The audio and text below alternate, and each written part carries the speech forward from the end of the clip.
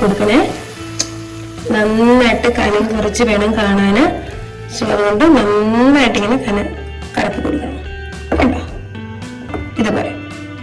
എന്നിട്ട് ഹൈ ഫ്ലെയിമിലും ആവില്ല ലോ ഫ്ലെയിമിലും ആവില്ല, ഒരു മീഡിയം ഫ്ലെയിമിൽ വെച്ച് കൊടുക്കണം.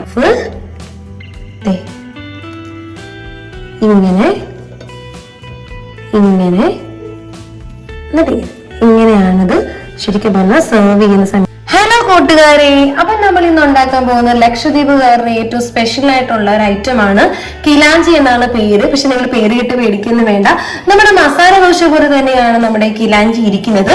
സിമ്പിൾ ആണ് മേക്ക് ചെയ്യാൻ. നമ്മൾ ഈ ദോശയ്ക്ക് എടുക്കുന്നതിന്റെ കൂട്ട് തലേന്ന് അരി ആട്ടി വെച്ച് പൊളിച്ചിട്ട് എടുക്കേണ്ട കാര്യമൊന്നുമില്ല. ഇൻസ്റ്റന്റ് ആയിട്ട് തന്നെ നമുക്ക് പെട്ടെന്ന് ഒരു ബ്രേക്ക്ഫാസ്റ്റിനോ അല്ലെങ്കിൽ ഈവനിങ്ങിൽ നമുക്ക് ഡിന്നറിനായിട്ടോ പെട്ടെന്ന് ഉണ്ടാക്കാൻ പറ്റുന്ന ഒരു റെസിപ്പിയാണിത്.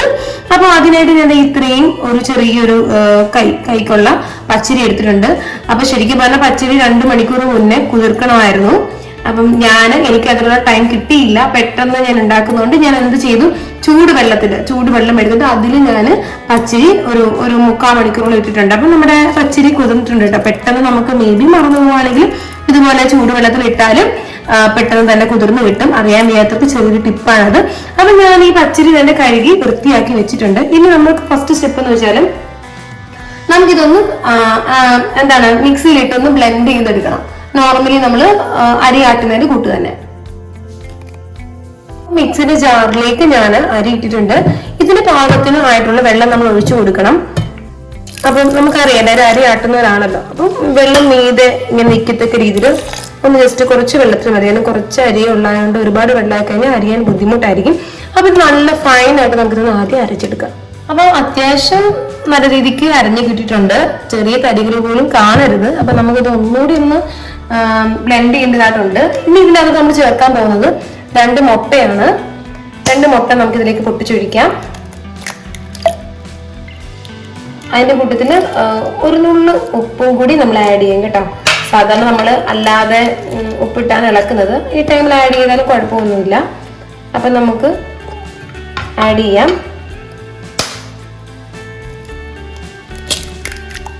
ഓക്കെ, ഒരു നുള്ളു ഉപ്പും കൂടി ഇട്ട് കൊടുക്കാം. എന്നിട്ട് നന്നായിട്ട് ബ്ലെൻഡ് ചെയ്തെടുക്കാം.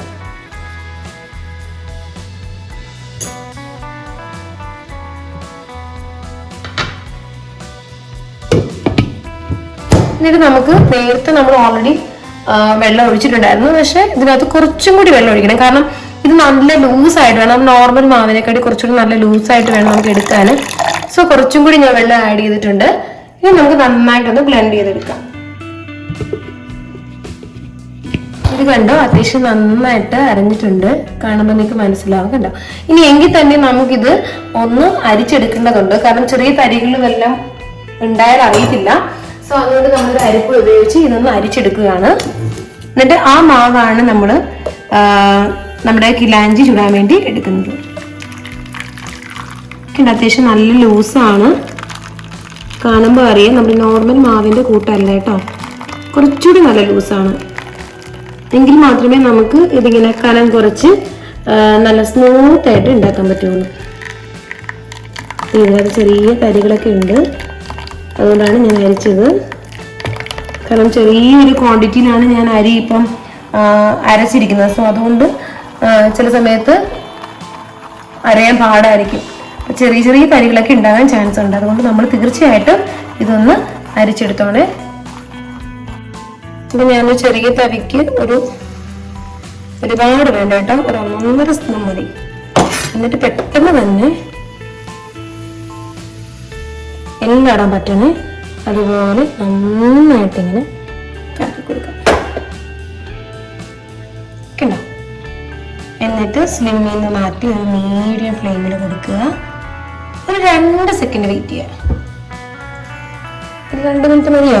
എപ്പോഴും പെട്ടെന്ന് ഇത് ഇളകാൻ തുടങ്ങും. കാരണം ഇതിന് വലിയ വേവില്ല, പെട്ടെന്ന് വരും. പിന്നെ ഇത് ശരിക്കും പറഞ്ഞാൽ ലക്ഷദ്വീപുകാര് ഇതിന്റെ കൂടെ അവർ ഡിഷായിട്ട് എടുക്കുന്നത് നമ്മുടെ പാല് തിളപ്പിച്ചാറിയിട്ട് അതിനകത്തോട് നമ്മുടെ ശർക്കര പാനി അത് ലൂസായിട്ടല്ല, കുറച്ച് കട്ടിയായിട്ട് ശർക്കര പാനി നമ്മൾ പ്രിപ്പയർ ചെയ്തിട്ട് ഈ പാലിനകത്തോട്ട് നമ്മൾ ശർക്കര പാനി ഒഴിച്ചു കൊടുത്തിട്ട് ഇപ്പം നമുക്ക് പഴം, ഇപ്പം ഞാലിപ്പൂവിനോ അല്ലെങ്കിൽ പൂവിനോ ഉണ്ടെന്നുണ്ടെങ്കിൽ അതും ചെറുതായിട്ട് ഇങ്ങനെ നമ്മൾ എന്താ ഒരു ഉപ്പേരിക്ക് എടുക്കുന്നതിനേക്കാൾ കുറച്ചുകൂടെ കനം കൂട്ടി അരിഞ്ഞിട്ട് ഇതിലിട്ട് കൊടുക്കും.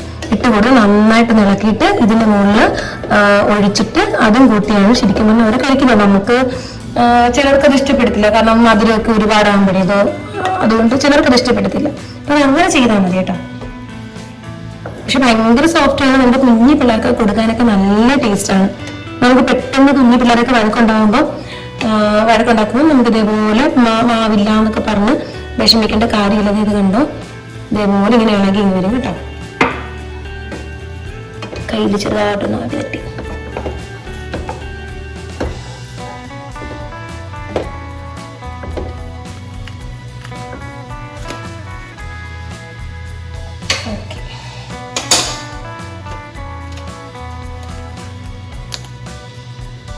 ഒരുപാട് ക്രിപ്സി ആവാൻ അനുവദിക്കില്ലേ, കാരണം എന്ന് വെച്ചാൽ ഇത് പൊടിഞ്ഞു പോകും. അതുകൊണ്ട് ചെറുതായിട്ടൊന്ന് സൈഡ് പൊങ്ങി വരുമ്പോഴേക്കും മാറ്റിക്കോണേ.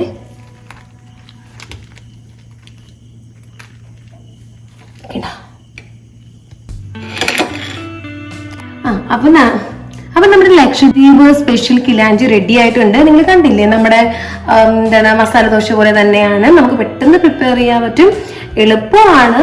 ഓരോ ദോശയ്ക്കും 1 മിനിറ്റ് മാത്രമേ എടുക്കുകയുള്ളൂ. നമ്മൾ മൊത്തത്തിൽ 5 മിനിറ്റ് മതി കേട്ടോ നമുക്കിത് പ്രിപ്പയർ ചെയ്തെടുക്കാൻ. പിന്നെ അരി ആട്ടുന്നതിന് 3 മിനിറ്റ്, മൊത്തത്തിൽ 8 മിനിറ്റ് ഉണ്ടെന്നുണ്ടെങ്കിൽ നമുക്ക് പെട്ടെന്ന് തന്നെ ഒരു മോർണിംഗ് ബ്രേക്ക്ഫാസ്റ്റ് ആയാലും ഡിന്നറിന് വേണ്ടിയുള്ള ഒരു ചെറിയൊരു റെസിപ്പി റെഡിയാകും. നിങ്ങൾക്ക് വേണമെന്നുണ്ടെങ്കിൽ നമുക്ക് ബീഫിൻ്റെയോ ഒക്കെ കൂടെ നമുക്കിത് കൂട്ടാൻ നല്ല ടേസ്റ്റ് ആയിരിക്കും. ബീഫോ അല്ലെങ്കിൽ ചിക്കൻ പുരട്ടിയൊക്കെ എടുക്കത്തില്ല, അതിൻ്റെ കൂടെയൊക്കെ തിന്നാൻ നല്ലതാണ്. ഒരു സ്പെഷ്യൽ റെസിപ്പിയാണ്, തീർച്ചയായിട്ടും നിങ്ങൾ ട്രൈ ചെയ്യണം. അപ്പം ഞാൻ എന്താണ് ഒരു ചെറിയൊരു കൈക്കുള്ള അരി മാത്രമേ എടുത്തിട്ടുള്ളായിരുന്നു. അപ്പൊ അതിന് എനിക്ക് ഏകദേശം 5 പ്രിപ്പയർ ചെയ്യാൻ പറ്റിയിട്ടുണ്ട്. അപ്പൊ നിങ്ങൾക്ക് അതനുസരിച്ച് നിങ്ങൾ ട്രൈ ചെയ്ത് നോക്കുന്നത് എങ്ങനെയുണ്ടെന്ന്. കുഞ്ഞു പിള്ളേർക്കൊക്കെ നല്ലതായിരിക്കും. അപ്പൊ തീർച്ചയായിട്ടും നിങ്ങൾ ട്രൈ ചെയ്ത് നോക്കണം. അങ്ങനെ നമ്മുടെ ഈ റെസിപ്പി ഇഷ്ടപ്പെട്ടിട്ടുണ്ടെങ്കിൽ തീർച്ചയായിട്ടും നിങ്ങൾ എന്ത് ചെയ്യണം, ലൈക്ക് ചെയ്യണം, കമന്റ് ചെയ്യണം. അതുപോലെ തന്നെ നമ്മുടെ ചാനൽ ഒന്ന് ഫോളോ ചെയ്തോളൂ. ഇതുവരെ സബ്സ്ക്രൈബ് ചെയ്യാത്ത ആരെങ്കിലും ഉണ്ടെന്നുണ്ടെങ്കിൽ തീർച്ചയായിട്ടും സബ്സ്ക്രൈബ് ചെയ്തോളൂ. അപ്പൊ നമുക്ക് നാളെ പുതിയൊരു റെസിപ്പി ആയിട്ട് കാണാൻ.